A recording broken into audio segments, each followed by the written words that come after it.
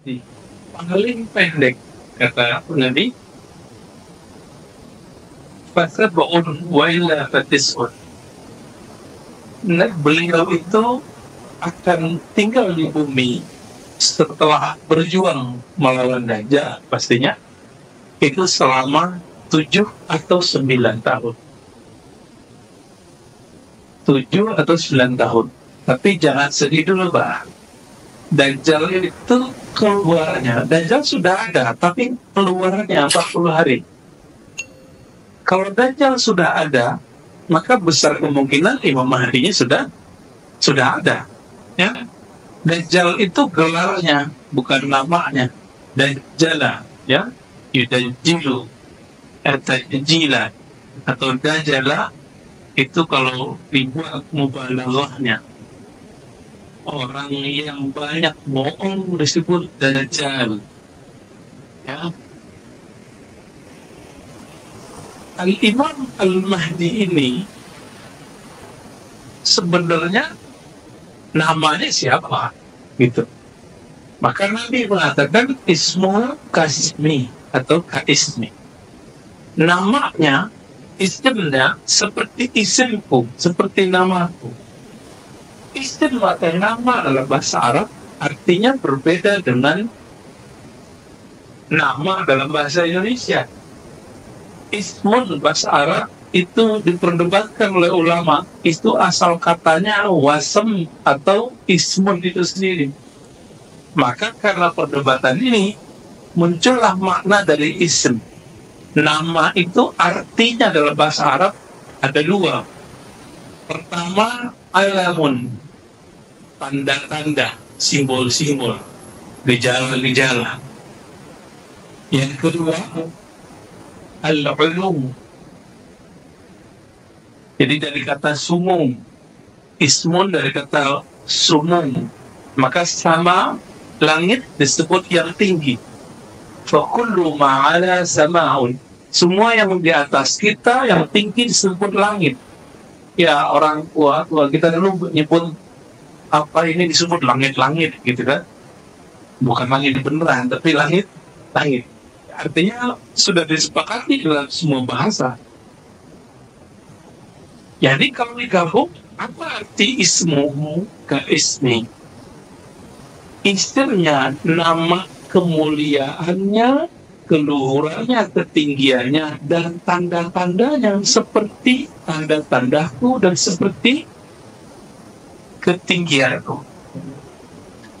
Kalau kita kembali ke Quran, yarfa'illahu allazina amanu minkum wallazina utul ilma darajat. Allah itu mengangkat orang beriman dan berilmu. Berarti si Imam Al-Mahdi ini mesti dia imannya di atas rata-rata, ilmunya juga berbeda. Saya dulu bingung ya, Imam Mahdi ini kan banyak yang ngaku, Pak. Tapi ketika kita membaca satu kitab judulnya Khatmul Auliya, karya Imam Al-Hakim At-Tirmidzi, Imam Al-Hadis di masa Salafus Saleh, tapi serius berbicara wali. Baik wali di zamannya, wali di zaman Rasulullah, sampai wali di akhir zaman. Apa kata beliau? Yang dimaksud dia punya tanda-tanda dan punya ilmu yang tinggi. Bedanya dengan kita, kalau ulama biasa sibuk berbicara tentang masa depan, surga, neraka, itu ulama biasa. Tapi kalau Al-Mahdi atau Khatmul Auliya, penutup para wali di akhir zaman, bersama dengan Nabi Isa nanti, ciri-cirinya ilmul awwali. Dia mengetahui ilmu asal-muasal alam semesta. Jadi dia ngerti ilmu nasab rohani. Kan di dunia ini ada yang pakar nasab jasmani, Pak. Jadi kalau kita ketemu dia tahu kita binnya siapa. Itu nggak banyak, paling 1-2 orang di dunia ini. Tapi untuk nasab saya ini, dulu di alam roh, itu siapa? Dia tahu banget. Dia dikasih ilmu itu. Itu penjelasan Imam Al-Hakim Al-Tirmidzi.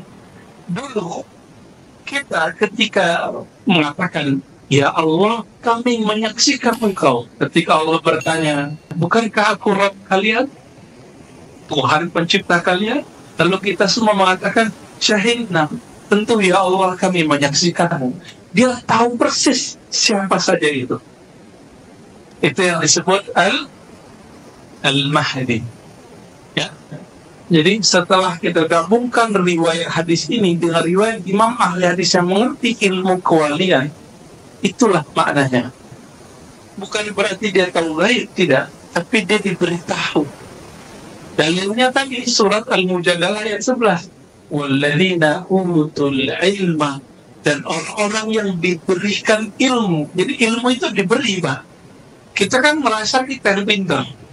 Saya merasa saya pintar misalnya. Padahal pintar itu diberi oleh Allah. Kalau kita sadar bahwa pintar ini anugerah, mungkin nggak saya sombong? Mungkin nggak kita sombong? Nggak mungkin. Maka sebagaimana Nabi adalah orang yang paling tawadhu di masa hidupnya, Al-Mahdi itu juga orang yang paling merasa hina di hadapan Allah Subhanahu wa Ta'ala. Kita nggak ketemu, Pak, sekarang ya. Kalau ketemu ya susah kali aku ketemunya. Jadi ketika Nabi mengatakan isimnya, namanya seperti namaku, nama ayahnya seperti nama ayahku. Kalau diterjemahkan versi tadi apa? Tanda-tandanya, ya, ketinggian ilmunya, kehebatan rohaninya seperti aku, dan ayahnya seperti ayahku. Jadi nggak mesti itu nama fisik. Dan ini juga sudah disinggung oleh salah satu ulama di Palestina, bahwa nama Al-Mahdi nggak mesti Muhammad gitu. Kenapa? Karena semua kita itu sudah bernama Muhammad, Pak, secara fisik. Ini bukan cocok lagi, tapi coba tanya ulama-ulama yang ahli rohani. Mereka mengatakan bahwa kalau kita di dalam perut ibu kita, itu dilihat, Pak, kepala, badan, semua itu tulisannya kayak mim, ha, min, dal. Maka waktu saya ketemu salah satu guru kita, ya, dalam ahli zikir, dan beliau ahli hadis juga, ahli fikih, salah satu mufti di Abu Dhabi, orang Yaman, Maulana Syekh Dr.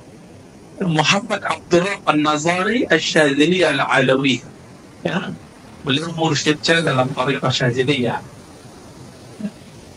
Apa kata beliau?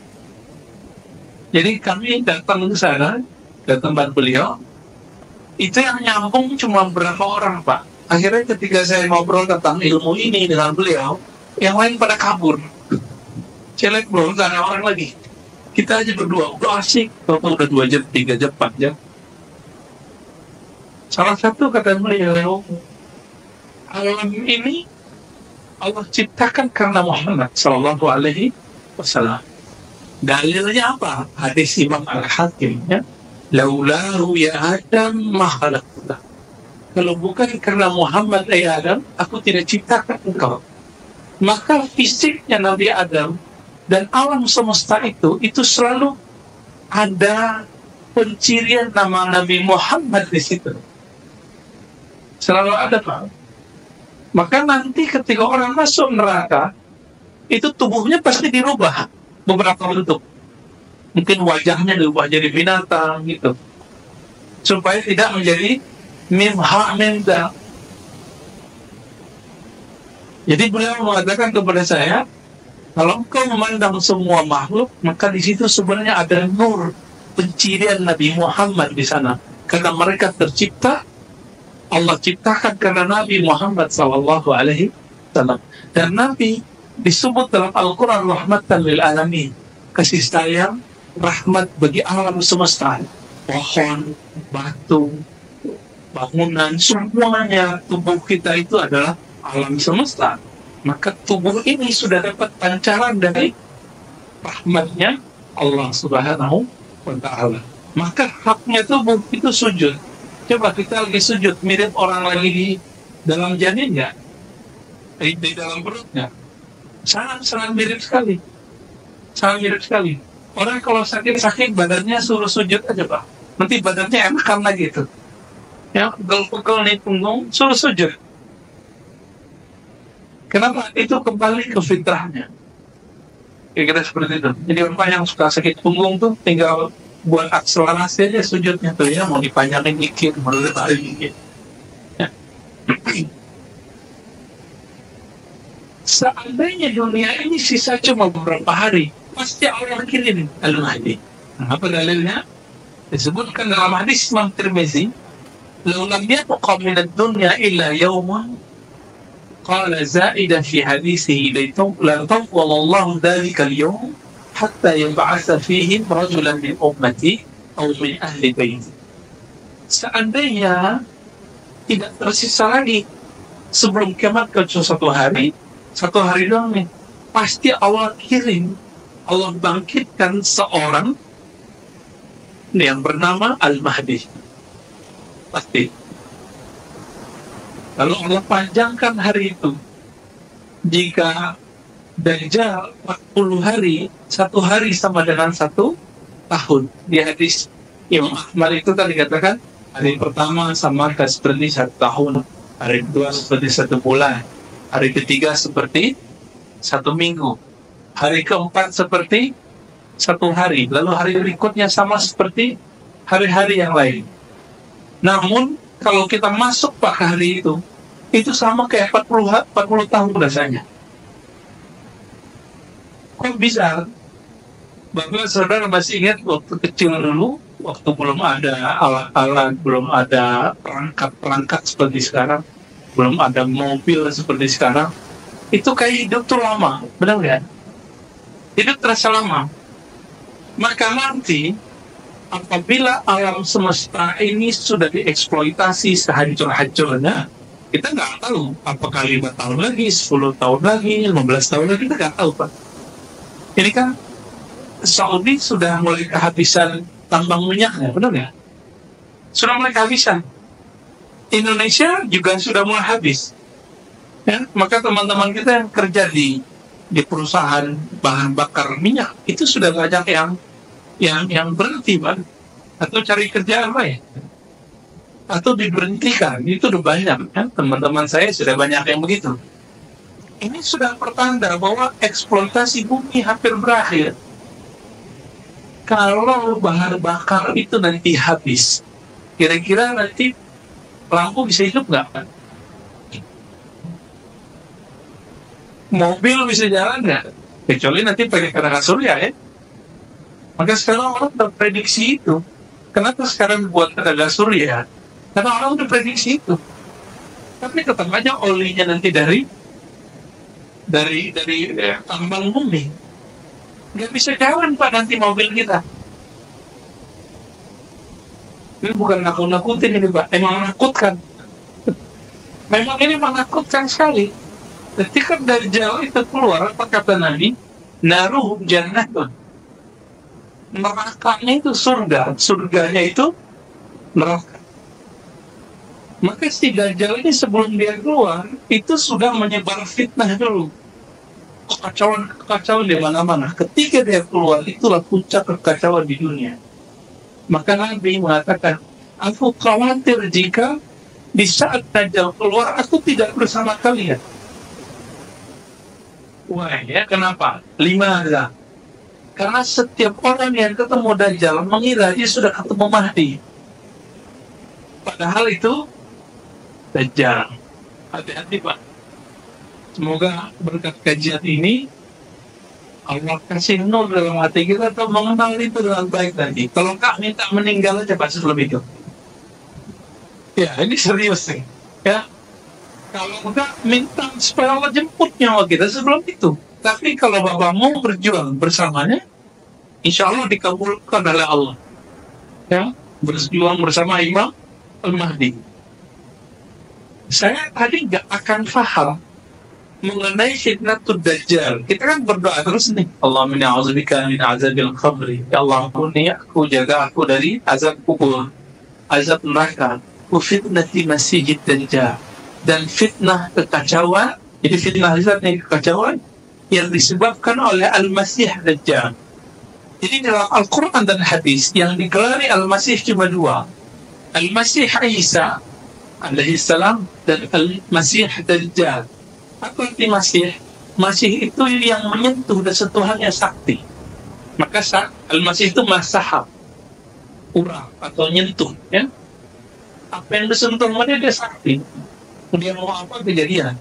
Maka yang membunuh Al-Dajjal itu nanti cuma Al-Masih yang asli, bersama-sama dengan Imam Al-Mahdi. Begitu dalam hadis dikatakan. Nah, tapi sebelum itu apa yang terjadi?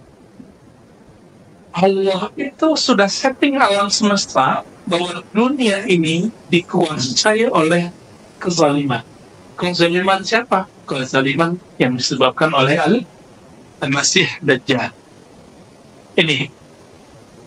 Jadi nanti itu kacau semua. Nah, sampai terjadi pandemi ini saya baru paham apa yang disebut fitnatul Dajjal. Tadi saya nggak paham fitnatul Dajjal itu apa. Nggak paham sama sekali. Ketika dulu terjadi SARS, paling cuma daerah regional, daerah tertentu aja gitu ya. Dulu sebelumnya apalagi termasuk virus TBC, polio, itu kan cuma beberapa negara aja, ya kan? Tapi ketika terjadi pandemi sekarang ini, COVID ini, saya baru paham apa yang disebut dengan fitnatul Masih Dajjal. Ini baru awal. Ini baru awal. Kenapa saya sebut awal? Karena dalam hadis dikatakan Al-Mahdi itu keluar untuk memenuhi bumi dengan keadilan, sebagaimana bumi dipenuhi dengan kezaliman. Ini di COVID aja penanganannya tidak sedikit kezaliman yang kita dengar. Mungkin bukan dari pemerintah, tapi dari siapa gitu ya. Bapak rapid test itu proyek lagi nggak? Swab proyek lagi Pak. Teman kita udah jelas nggak, bukan COVID. Itu ada teman kita 1-2 ya, tapi dia cerita, saya nggak tahu itu benar atau tidak. Apa dia kena Dajjal juga kita nggak tahu. Ya, dia bilang saya nggak sakit apa-apa, cuma ditahan sama rumah sakit, disuruh tes dulu. Akhirnya diisolasi, padahal belum jelas statusnya apa. Karena sudah ketakutan, ya imunnya rendah, imunnya lemah, kena juga jadinya. Ya, ini kejadiannya. Dan disebut pandemi itu karena sudah meliputi semua negara, benar nggak? Hampir semua negara Pak, kecuali negara yang terbelakang nggak punya akses berita, jadi mereka nggak mau kalau ada COVID. Atau ada negara yang pura-pura nggak ngerti, itu negara yang aman. Yaman itu pura-pura bego aja Pak ya. Cuek aja deh. Tapi apa akibatnya? Sudah ratusan kita dengar kabar ulama atau orang soleh meninggal di sana. Itu udah banyak habaib ulama-ulama besar meninggal Pak di sana. Karena mereka kalau maulidan, kalau zikiran ya cium tangan. Kita tidak menolak ada COVID. Tapi cerita yang digoreng berlebihan kita nolak. Itu aja bedanya Pak ya. Karena fitnah ini nyata. Jadi semua bumi, semua wilayah bumi itu kena. Kalaupun ada 1-2 negara yang mengklaim dirinya bebas dari COVID, tapi mereka ketakutan sama COVID. Nah, ini disebut fitnah. Kekacauan yang disebabkan oleh si Dajjal itu. Apa arti Dajjal tadi? Pembohong. Ya, jadi kita diberitakan hal-hal yang menakutkan. Padahal yang COVID kan sebenarnya yang dijelaskan oleh Menteri Kesehatan dulu itu benar. Ini flu, tapi flu-nya lebih parah dikit gitu. Orang mati karena flu, influenza kan banyak juga. Tapi kenapa nggak diinfokan? Karena memang tidak separah flu yang ini. Terutama yang punya penyakit bawaan. Akhirnya ketakutan kena berita. Coba rasakan Mbak, bulan-bulan Maret, pertengahan, April, Mei sampai puasa kita. Menegangkan nggak? Baik. Jadi Dajjal itu sudah bawa fitnah. Fitnahnya itu mirip kayak iklan, mohon maaf. Iklan-iklan sekarang itu karena barangnya belum ada, Pak, tapi iklannya sudah ada. Coba tanya sama teman-teman kita ini. Ini cara model fitnah Dajjal itu. Barang belum ada nih, iklan duluan. Disetting lah nanti supaya ini sudah banyak yang minta. Akhirnya misalnya disebar orang-orang ke warung-warung untuk ada yang nanya tentang barang ini. Padahal barangnya belum ada. Pak, ada barang ini nggak? Padahal belum ada. Karena sudah banyak permintaan, yang jualan-jualan ini kemudian nanya kepada distributor, ada nggak barang A? Baru kemudian mereka buang karena sudah di order. Benar-benar begitu modelnya. Beda dengan transaksi dalam Islam, barangnya ada dulu baru dijual, kan begitu seharusnya. Jadi ketika Nabi Shallallahu Alaihi Wasallam mengatakan, kalaupun seandainya masih ada satu hari terjadi kekacauan di bumi, pasti Allah akan bangkitkan seorang imam namanya Al-Mahdi. Lalu di hadis Imam Tirmizi ini dikatakan, rajulan min ummati atau min ahli baiti. Dia adalah sosok dari umatku, atau lebih tepatnya keturunanku. Ini yang paling menarik, Pak. Jadi keturunan Nabi itulah potensi terbesar munculnya Imam Al-Mahdi. Kita cek, ternyata ada ulama yang menolak kemunculan Al-Mahdi. Siapa imamnya? Namanya Imam Ibnu Khaldun. Punya kitab Al-Muqaddimah, ya, dalam ilmu sejarah dan pengantar ilmu-ilmu. Dia menolak ada sosok Al-Mahdi dari turunnya Isa. Tapi pas kita cek, penelitiannya lemah. Siapa lagi? Dulu ada ulama Al-Azhar namanya Shaltut. Itu menolak juga karena mengikuti Ibnu Khaldun. Jadi kalau ada tamatan Al-Azhar menolak sosok Al-Mahdi dan turunnya Isa, berarti dia terpengaruh oleh Ibnu Khaldun. Padahal Ibnu Khaldun dalam bab ini tidak punya otoritas. Yang punya otoritas adalah ahli hadis dan ahli akidah. Beliau lebih kepada ahli sejarah. Oke. Apa kata Nabi? Dia min ahli baiti, dia keturunanku. Maka saya sering bertanya kepada teman-teman kita, jemaah, Bapak pernah berpikir nggak ahli bait atau habaib paling banyak sekarang di mana? Ya, di mana? Di Yaman. Yaman negaranya kecil. Di daerah Tarim itu memang banyak ya, Hadramaut, tempat Al-Habib Umar bin Hafiz. Mekah, Mughangga, ya. Teman saya ada yang namanya Alwi, orang Yaman keturunan, tapi lahirnya sudah di Palu. Tahu Palu Pak ya? Sulawesi. Kuliah di Madinah, karena sekarang Universitas Madinah itu dikuasai oleh salah satu kaum yang lumayan ekstrim dan benci dengan keluarga Nabi. Karena bagi dia orang yang keluarga Nabi itu dianggap Syiah sebagian besar oleh mereka. Nama teman saya ini Alwi. Mereka benci sama nama Alwi. Alwi itu dianggap menyalahi nama Allah. Kebetulan dulu di Mekah ada Sayyid Muhammad Alwi Al-Maliki. Mereka gak suka dengan sosok ini, karena mereka kontrak terus dengan sosok ini. Sayyid Muhammad Alwi Al-Maliki, beliau, ayahnya, kakeknya, atau sampai buyutnya itu adalah pengajar di Masjidil Haram. Tahun 80-an terjadi konflik, Pak, gak boleh lagi ngajar. Ini gaya-gaya kelompok ekstrim yang ada sekarang di Saudi. Ya, ekstrim, tapi bawa nama ilmiah. Itu yang menguasai sekarang Masjidil Haram. Jangan pakai logika orang awam yang tidak sahih. Allah tidak mungkin membiarkan Mekah dikuasai oleh orang sesat. Itu logika nggak benar. Dari dulu sudah banyak percobaan untuk menguasai Mekah dan itu berhasil. Cuma sebentar-sebentar doang, paling lama ya berapa puluh tahun, tanya dari 100 tahun. Nah ini Wahabi ini paling lama Pak berkuasa. Mulai 1924, sekarang udah 1920. Kalau 100 tahun tinggal nunggu aja nih. Tapi apa yang kita lihat, Muhammad bin Salman sudah mulai menyadari, apa kata beliau, Wahabiyah adalah alat perang dingin Amerika dan Rusia. Itu yang ngomong putra mahkotanya, bukan saya ngomong. Ya. Sekarang di Indonesia, kajian Wahabiyah yang disebut Salafi jadi menjadi favorit karena TV-nya ada, radionya ada. Mungkin Bapak kalau pulang kerja, berangkat kerja dengerin radionya. Tahu kan radionya? Ceritanya sama Ustaz Imam gitu ya. Itu deh.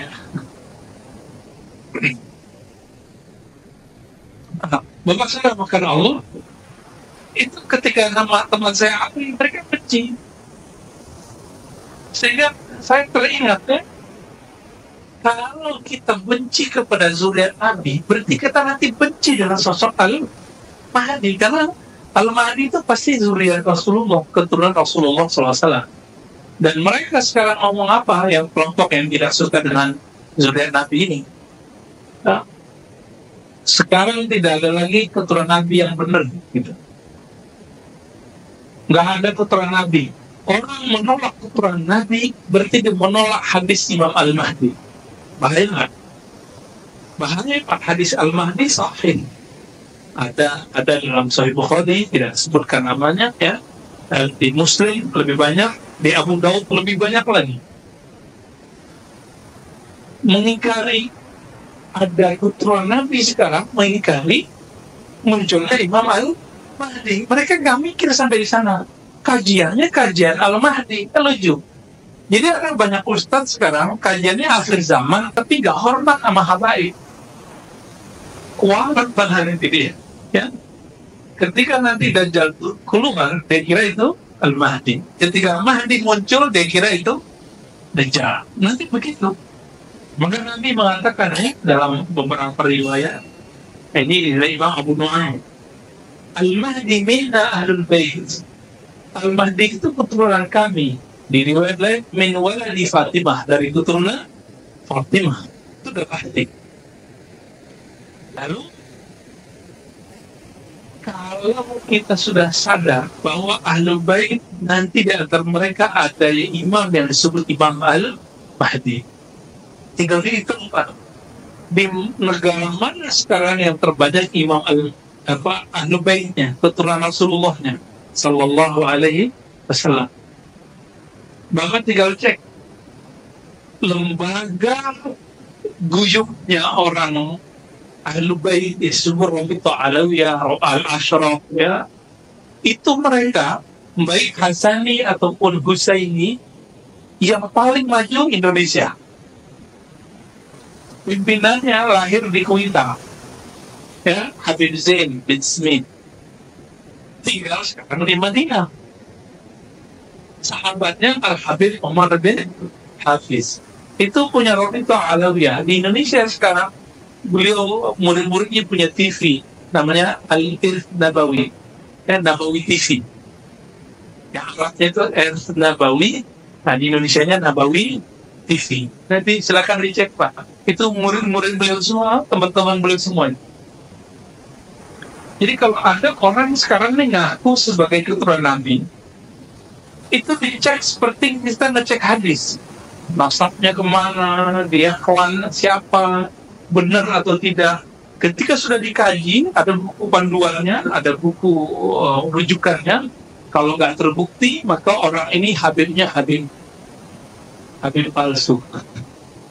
Sebagaimana ada hadis palsu. Jadi ini antum nih silakan ngaku keturunan Nabi, nggak apa-apa. Tapi paling keturunannya palsu. Doif. Ada yang lemah. Yang lemah ini yang disebut keturunan dari jalur apa yang nyebutnya ya, Idrisiyah.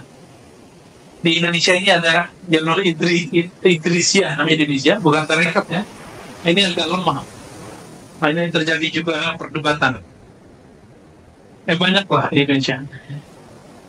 Kalau kita lihat Bapak Selamat Allah mulai dari ujung Aceh,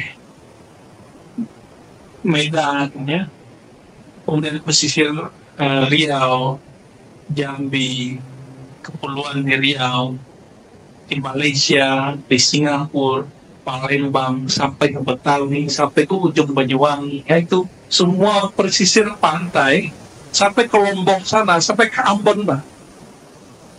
Itu bertebaran keturunan Rasulullah Sallallahu Alaihi Wasallam, dan jumlahnya itu mengejutkan sekali, lebih banyak dari jumlah yang ada di tanah Arab. Bahkan teman saya yang sibuk mengurusin itu mengatakan bahwa beberapa klan, jadi suku, kabilah kira-kira begitu ya, misalnya Asagaf, Al-Idrus, itu namanya suku-sukunya, Pak. FM-nya, mereka nyebutnya family-nya. Itu ada di Indonesia yang masih bertahan, sedangkan di Yaman sudah nggak ada. Nah, ini indikator besar ini, Pak. Indikator besar ini, bahwa besar kemungkinan Al-Mahdi muncul di negeri kita, di Nusantara. Ini bukan kabar gembira, tapi hitung-hitungan kita secara kalkulasi ilmiahnya sangat besar kemungkinan di negeri kita. Tapi kapan? Nah, itu bukan urusan kita, Pak. Nah, jangan coba menakar-nakar tahun sekian, kecuali itu datang dari dia. Datang dari Imam Mahdinya. Namun kabar baiknya, jika fitnah Dajjal, kekacauan Dajjal sudah muncul, maka otomatis si Al-Mahdinya juga sudah muncul. Tapi baru tanda-tandanya, Pak. Sebagaimana Ad-Dajjal sudah diikuti orang, disembah orang, maka Imam Al-Mahdinya juga sudah mungkin memiliki murid sekarang. Kira-kira begitu, Pak. Tapi kalau mengikuti kitab Awariful Ma'arif, orang yang punya ilmu mengenal Allah, ma'rifatullah, itu kan ada dua jenis. Ada orang sufi, soleh, pakai serban, pakai kopiah, ya, pakai begini, pakai jenggot, pakai gamis, ya, kayak ustaz kita lah ya. Tapi serbannya kan berbeda. Itu sufi atau orang soleh, kira-kira gitu. Orang alim. Tapi ada yang disebut malamatiyah. Apa arti malamatiyah? Dia menampilkan yang bukan di dalam hatinya untuk menyembunyikan kebeningan kalbunya. Jadi hati-hati, Pak. Jangan-jangan sang Imam Al-Mahdinya sudah ada, cuma dia penampilannya sama kayak orang-orang biasa, kita nggak tahu, gitu. Dan menariknya apalagi, di agama Yahudi dan Nasrani itu ada ajaran tentang imam akhir zaman itu, sang penyelamat di akhir zaman. Orang-orang Yahudi punya istilahnya, mereka nyebutnya tazor atau apa ya, kita cek di buku-buku mereka yang online, yang kan banyak tuh PDF mereka, jurnal-jurnalnya, mereka punya juga istilahnya, imam penyelamat di akhir zaman, yang nanti akan mengembalikan kejayaan Nabi Sulaiman di Yerusalem. Makanya sekarang mereka sudah siap-siap kembali ke Palestina sana, ke Yerusalem, untuk menguasai kembali. Tapi nggak usah khawatir, Pak. Salah satu misi dari Al-Mahdi itu nanti menguasai Al-Quds, menaklukkan kembali Al-Quds dan dikembalikan ke umat Islam. Baik. Apa dasar saya mengatakan jangan-jangan Imam Al-Mahdinya itu malamatiyah, menampilkan hal-hal yang biasa sehingga orang tidak mengira dia punya ilmu itu, padahal di dalamnya dia sangat mengenal Allah Subhanahu wa Ta'ala. Ini contoh di antara Bapak ini kan ada yang kuliahnya unik-unik, ada yang mampu berbahasa yang kita nggak mampu, ada yang punya skill yang kami tidak mengerti skill itu, kelihatan nggak ada di jidatnya? Enggak ya. Kalau Bapak nggak berpenampilan dosen di kampus, kita nggak ngerti kalau Bapak ini seorang dosen. Bapak ini seorang direktur. Dia, kalau nggak ada kartu pengenal kita kan nggak ngerti. Baju semua orang sama, kira-kira begitu loh. Dia pakaiannya sama kayak kita, tapi rohaninya kualitasnya berbeda. Apa dalilnya? Kalau banyak hadis, salah satunya riwayat ini dikatakan yuslihuhullahu ta'ala fi lailah. Allah nanti akan islah dia. Islah artinya apa? Allah bersihkan dia, Allah perbaiki zahirnya supaya sesuai dengan batinnya dalam semalam. Al-Qala fi yawmain. Jadi Imam Abu Nu'aim mengatakan atau 2 hari. 2 hari itu artinya 2 kali. Saya mau tanya, ini mengikuti tadi. Nabi mengatakan tanda-tandanya seperti tandaku, namanya seperti namaku, ilmunya seperti ilmuku. Nabi berapa kali dibersihkan dadanya oleh malaikat Jibril? Masih ingat? Rasulullah ketika mulai kanak-kanak, ya kita kira umur 6-7 tahun, itu dibeleh pada dadanya, dibersihkan oleh Jibril. Saudara sesusuannya, anak dari Halimah Sa'diyah, melihat itu, pikiran saudaranya bernama Muhammad bin Abdullah itu akan dibunuh oleh orang putih, berpakaian putih ketika membelah dadanya. Lari dan mengejar ayahnya dan ibunya, wahai ibu, ada orang mau membunuh saudaraku Muhammad. Datanglah, ya, mengejar ini ayahnya, ayah susunya, dan ibu susunya. Pas datang Nabi Muhammad duduk-duduk, kalau main pasir, kira-kira gitu ya, bengong anaknya. Tapi Halimah Sa'diyah sudah mengumpulkan keanehan Nabi semenjak belum diambil, dibawa ke atas onta. Kalau ontanya itu kecil ya, tapi kok menjadi lebih cepat dan lebih seger. Dia sudah catat semua itu dalam pikirannya. Ini bukan orang biasa. Ini bukan orang biasa. Ternyata dulu Halimah Sa'diyah pernah mendengar juga kalam dari Aminah.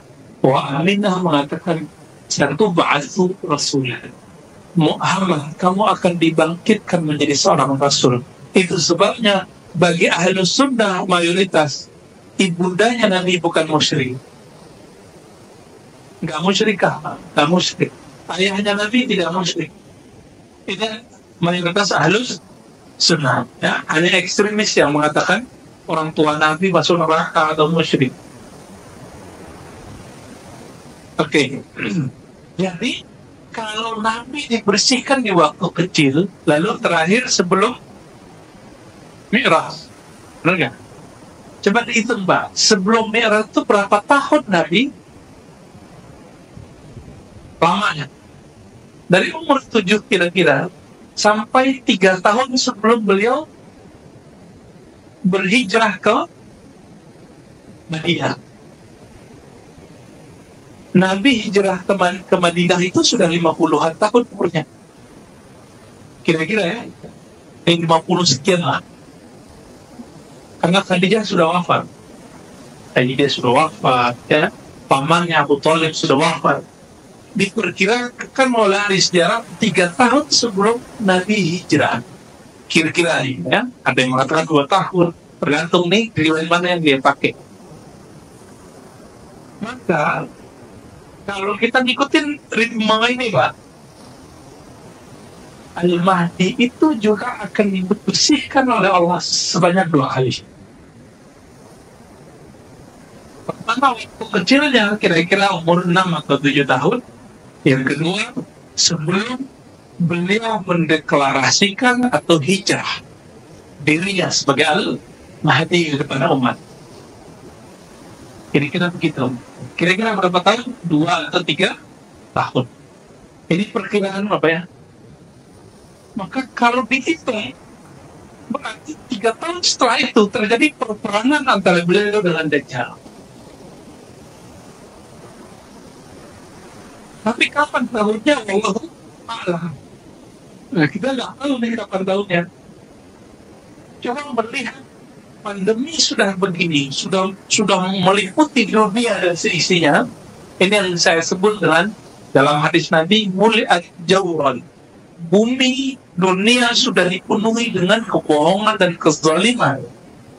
Ya, orang sensitif hari ini belum baca Omnibus Law sudah berani, ya, pro dan kontra, dua-duanya, baik pro dan kontra. Bagi saya ini nggak benar sampai dia baca isinya. Baca dulu isinya, mau pro sebutkan pro jadi mana, mau kontra sebutkan kontranya di mana gitu. Kan nggak semua baik di situ, nggak semua juga buruk. Tapi orang sekarang main emosi, maka nanti mohon maaf, karena emosional itu nanti sumbunya pendek semua. Orang akan sangat gampang sekali percaya dengan hal-hal yang tidak mungkin dipercaya sebelumnya. Contohnya gini, orang kalau sudah sakit parah, dia paling gampang percaya dukun. Dimulai dengan ahli ruqyah, jinolog. Lama-lama nggak sembuh-sembuh datang ke dukun. Awalnya datang ke uskul, ustaz plus dukun. Lama-lama jadi datang ke dukun. Begitulah. Kenapa? Kalau bahasa dari senior saya, ya, Dr. Syarif, masih ngajar nggak? Syarif Hidayatullah, masih ya, alhamdulillah. Itu beliau punya diksi yang menarik sekali dulu waktu kita lagi diskusi. Apa kata beliau? Orang yang sakit, orang yang susah, itu daya tawar imannya pendek. Itu kata beliau. Ini saya ingat-ingat nih. Bahasanya bagus, karena beliau ahli semantik dan semiotik. Orang yang sakit atau susah, itu daya tawarnya pendek. Kemudian ini politisi kalau udah sempit Pak, udah merasa sempit hidupnya, udah gak ada pilihan lagi, datangnya ke dukun. Dan perlu diingat Bapak Saudara Allah, Al-Mahdi tidak maksum, tapi rohaninya mengikuti, mewarisi rohani Nabi. Hampir semua. Bedanya Nabi Muhammad SAW punya hak membuat syariat baru, kalau beliau tidak. Itu aja bedanya. Beliau hanya nanti akan mengikuti syariat Nabi Muhammad SAW sebagaimana Nabi Isa ketika turun. Ini bagian akhir yang mau saya ceritakan. Ketika Imam Mahdi itu memimpin sholat, jadi dunia sudah dikuasai oleh Dajjal nih dalam waktu 40 hari itu. Belum sampai 40 hari, mungkin 20-30. Itu semua wilayah dunia sudah hancur. Bayangkan Pak sekarang, kalau semua negara resesi, habis resesi nanti apa lanjutannya? Resesi ekonomi. Kalau berlanjut, kan resesi orang masih kuat ya? Masih kuat ini. Cuma pertumbuhan ekonominya yang nggak ada. Ya udah minus. Kita waktu tahun 98 sampai 20-an minusnya. Kalau berlanjut, ini bisa semua negara, bukan negeri kita aja. Ini yang disebut jauran, kezaliman di mana-mana. Di saat itulah Al-Mahdi itu kemudian datang ke Makkah, Madinah. Jadi Imam Al-Mahdi itu sekarang bukan di Makkah dan di Madinah, tapi beliau nanti akan datang ke sana. Kenapa? Di sana itu dijaga oleh malaikat Allah sehingga Dajjal tidak bisa masuk. Gitu.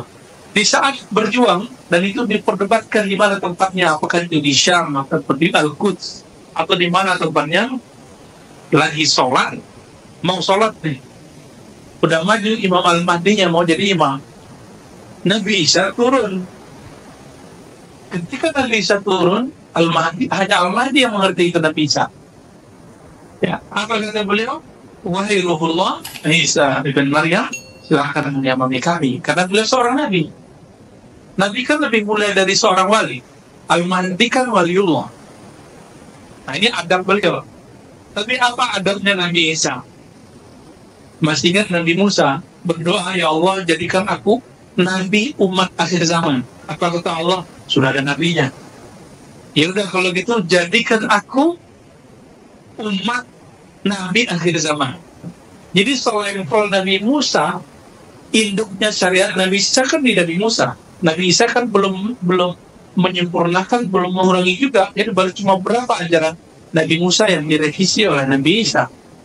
Jadi induknya di Nabi Musa. Nabi Musa sebagai induk itu berharap menjadi pengikut Nabi Muhammad, apalagi Nabi Isa. Maka ada beliau, engkau yang jadi imam, aku jadi imam. Dan Nabi mengatakan, betapa luar biasanya kalian ketika Isa turun, wa imamukum minkum. Imam kalian bukan Nabi Isa, tapi imam kalian adalah Imam Al-Mahdi. Ini bisa menolak asumsi yang ditakutkan oleh Shaltut. Shaltut mengatakan hadis mengenai Nabi Isa hanya memperkuat doktrin Kristen. Itu tidak benar. Karena buktinya nanti dia jadi makmum. Ya. Kira-kira seperti itu. Kesimpulannya sederhana.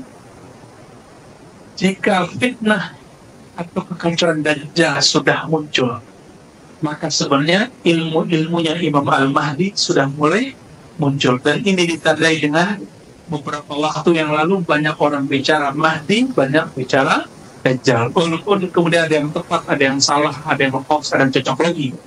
Ya, semoga Allah ampuni semua itu dan Allah sempurnakan keturunan kita semua. Ya, amin ya rabbal alamin. Semoga kita nanti kalau umur panjang menjadi tentaranya Al-Mahdi, pengikut Al-Mahdi. Wassalamualaikum warahmatullahi wabarakatuh.